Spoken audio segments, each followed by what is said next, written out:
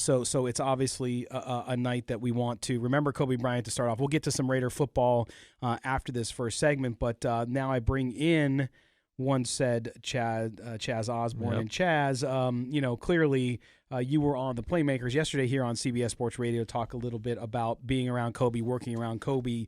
Mm-hmm. It's still hard to grasp, isn't it?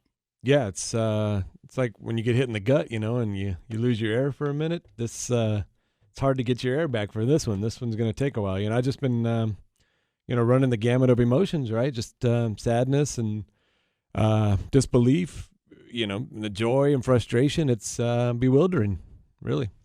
It is. And Chaz, we want to start and talk about, first of all, the first thing we want to do, of course, is send our condolences to not only Kobe's family, but also all of those that perished on the helicopter flight, because there are other families involved, just ridiculous. 3 beautiful young women, basketball players, of course, that were on the Mamba team, along with Kobe's daughter, Gigi. So we want to remember them and make sure that people don't forget that. Of course, Kobe Bryant, his daughter, with fame and fortune and all that, people know them and of course, grieving. But there's a lot of families grieving, a lot of friends grieving, including your friends in the Laker organization, Chaz. Yeah. And it's something that's it's going to take time, buddy. It's going to take time, right, for everybody to come to grips with the finality of it, but also to realize what he meant to the community in Los Angeles and the basketball community around the world. Global. That's the thing. I probably had 70 or 80 texts and about 20 or so phone calls from just friends that wanted to talk it out and thanking me for giving them tickets over the years. That they got to see that incredible show that it was Kobe Bryant, and then that's just my little bubble, and that's 100 people right there. So just think about global, worldwide. We saw it. With the Pro Bowl, them taking a moment of silence and the Grammys and just all the other sporting stars, Tiger Woods and tennis stars. And, his reach was just farther than we could imagine. Yeah. There's 2 separate Kobes. There was a Black Mamba, was kind of this alter ego that he created that just crushed your spirit on the basketball court, right? And then, Kobe.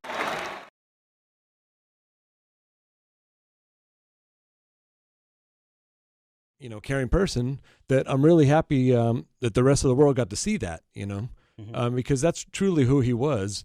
In the beginning, I told a little bit of the story on the Playmakers yesterday, how when he first started out, the media and everybody kind of saw him as maybe abrasive, or they weren't sure. And all it really was just his singular focus to be the best basketball player ever. And, he was up 4 a.m, his workout routine is everybody knows, just by far, greater than anybody ever. Insane. And he just worked his tail off constantly. And so that's the younger Kobe, and just work. And even, and he came back and he still wanted to work on moves. It's like, you've already got 5 championships. You're 20 years in. What do you need to work on? And that was just the kind of person he was. I'm really glad that people got to see that other side of him. The intellectual father, creative, kind, just loving guy. Kobe loved kids. Kobe was great with my son. He met him when he was little. A few years later, my son went to the Kobe basketball camp up in Santa Barbara, and so about a year before he retired, Kobe asked me, how my son was doing, and he asked me what size shoes he wore. And I said, 13. And so Kobe gave me a pair of his shoes. These are size 14, but he'll grow into them, I was like, that's cool. And then he did. and a year later, Kobe gave me another pair. And I said, he's 14 now. Okay, well, here, take another pair. That's just the kind of person he was. He remembered things about people. He remembered their kids and families and stories, and he loved kids, and you saw it with his kids. He spent, after he retired, his kids were his world. And we played, it was Houston, Oklahoma City. So when we landed at LAX that night after the Oklahoma City game, Kobe gets off the plane, he goes over and gets in his helicopter. Standing on the tarmac, here's the coaches and other players and training staff, and we're all standing there like, kids at Cape Canaveral watching the rocket go off. Just here goes Kobe taking off in his helicopter. And I was standing next to Byron Scott, and Byron Scott looks at me and says, "There's cool, and then there's Kobe cool." Training, unparalleled work ethic. Right. He worked harder, and he worked smarter than anyone I've ever seen or heard of. His competitiveness, toughness, but most of all, his mentality. We laugh at Marshawn Lynch talking about y'all take care of y'all's mentals, but it's true. Kobe was mentally stronger than his opponent every time he stepped on the court. Right, and that's that whole Mamba mentality. But one play for you to bring it back to the Raiders here for a little bit as a younger guy.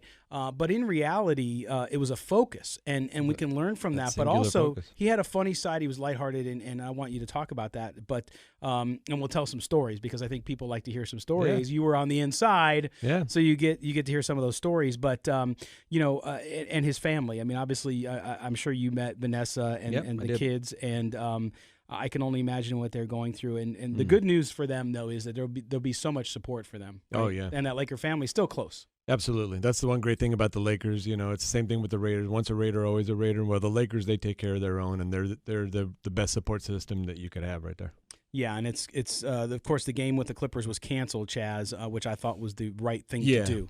Right? Yeah, people talked about canceling the games yesterday and today, and it's like, it's one thing, but for it to hit home right there at L.A., both teams in L.A., and he's right there, the king of the city, basically, that was the right thing to do. They need to figure out how to grieve and how to deal with this, and everybody, that just wouldn't be fair to get out there and play a game. All right, but you told me a story. You were saying, hey, we're in Hawaii. You guys were in Hawaii for training camp, right? Yeah, a few times, yeah. For a few times.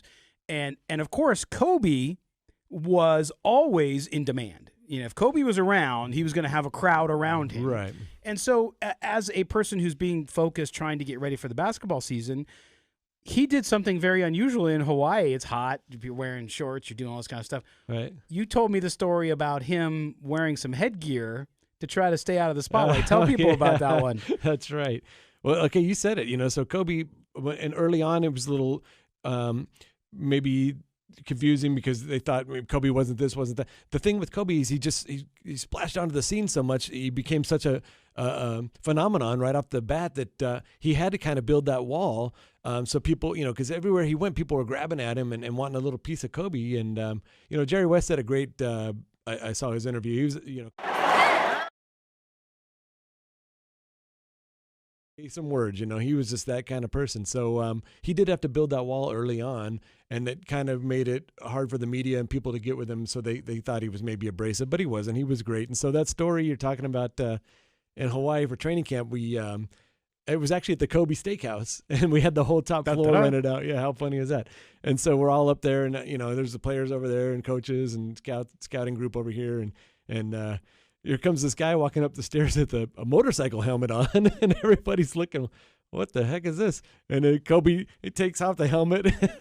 It's Kobe walking around with a motorcycle helmet on. I mean, that's a pretty good way to go walk. You can walk around Hawaii without getting noticed, right? Right. Although with the height, it's a little weird. And the frame, it's kind of like, who you trying to kid, right? It's got to be a little conspicuous. But, there's so many great stories we've talking about.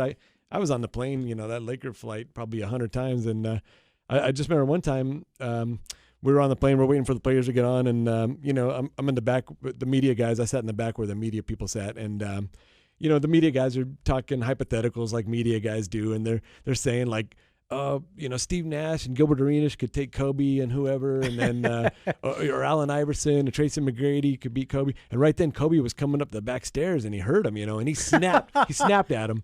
And he's like, I would crush all of them, beep, beep, beep. Yeah. And, you guys are talking nonsense. Of course, a lot of words I can't say on the radio. But, that was the competitor's mindset that he had. You can't even talk hypotheticals around him because he just crushed that.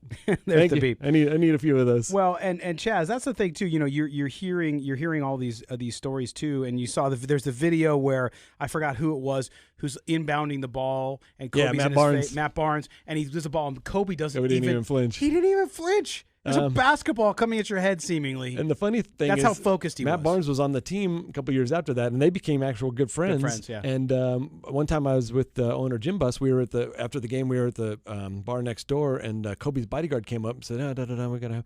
And then Jim says, okay, look, we're going to go have dinner with Kobe right now. He's like, and he's nervous. You got to be cool. You can't say anything. We got to go in there. We have to talk to Kobe, and this is going to be. And so we walk next door, and I'm like, yeah, it's cool, man. Wolfgang Pucks has like this little private room in the back, and I can see Jim's a little nervous and stressed. Oh, you got to talk to Kobe. This guy, and we walk in, and it's just Kobe and Matt Barnes. About Matt Barnes. Well, Kobe and Matt Barnes. No, they were in there together. I don't know what they were talking about. Okay, Maybe gotcha. Renewing his contract or something. Gotcha. And it's just Kobe and Matt Barnes sitting in this little private room in the back of the Wolfgang Pucks there, and we walk in and. Kobe stands up, hey, Chaz, man. And Jim looks like, oh, well, okay, there goes all the nervousness right out the window. Did you feel like you were like 8 feet high at that point? Yeah, that was pretty cool, huh? Yeah, it's a great.